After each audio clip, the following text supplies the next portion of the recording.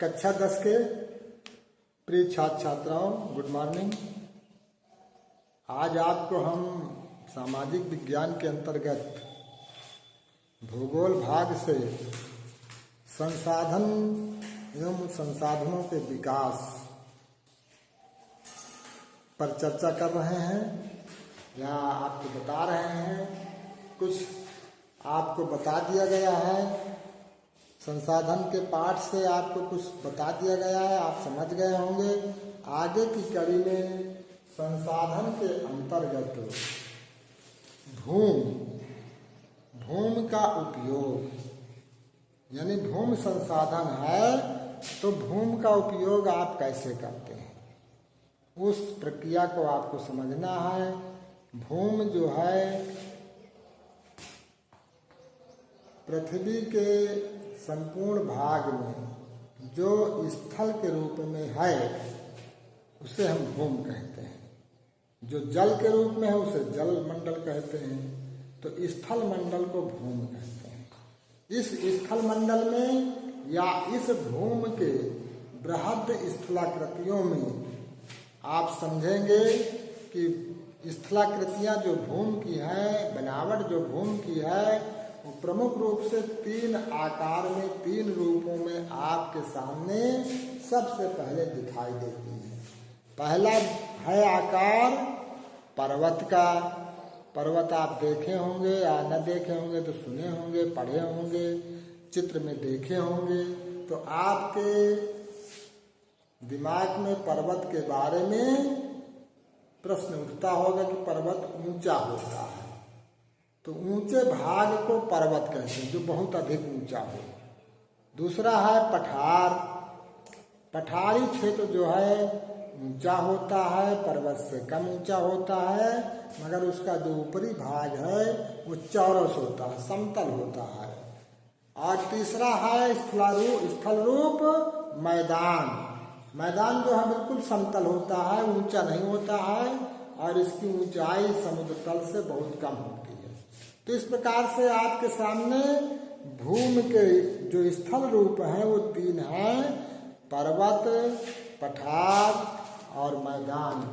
इस प्रकार से आप पर्वत वाला जो भाग है वो इस भूमि पर या इस पृथ्वी पर 30% क्षेत्र में घिरे हुए, यानी पूरे भूमि के क्षेत्र में 30% पर्वत है।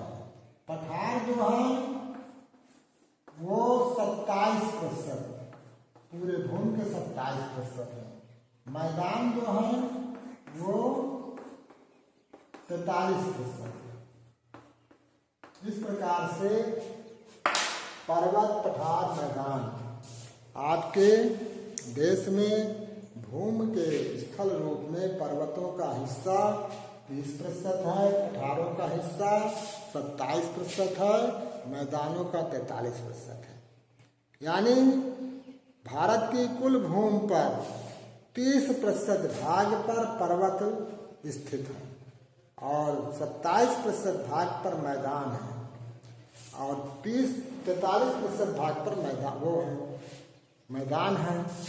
इस प्रकार से पर्वतों का इस भूमि के लिए क्या लाभ है, क्या जरूरत है। पर्वत जो है पारिस्थितिकी संतुलन को बनाए रखने में अहम भूमिका निभाते हैं। अगर मान लो पर्वत ना हो तो हमारा पारिस्थितिक संतुलन बिगड़ जाएगा। और पठार जो है हमारे लिए खनिज संपदा के लिए प्रचुर मात्रा में खनिज प्रदान करते हैं।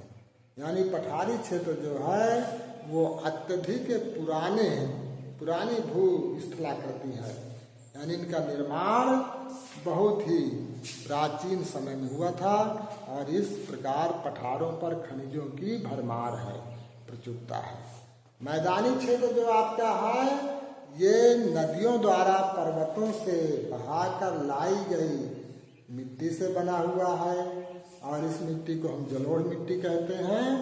और इस मिट्टी में उर्वरा शक्ति अधिक है, यानी जो मैदानी भाग है वो हमारे भोजन के लिए या भोजन के भंडारा गा रहे हैं। तो इस तरह से इन सभी का ये महत्व है कि पर्वतों से हमें क्या लाभ है, पठारों से हमें क्या लाभ है, मैदानों से हमें क्या लाभ है। और हमारी प्रकृति जो है जीवों के लिए ऐसे संयोग बना दिया जिनसे जीवों को रहने में या जीवन व्यतीत करने में या जीवन जीने के लिए इनसे हमें संसाधन प्राप्त होते हैं।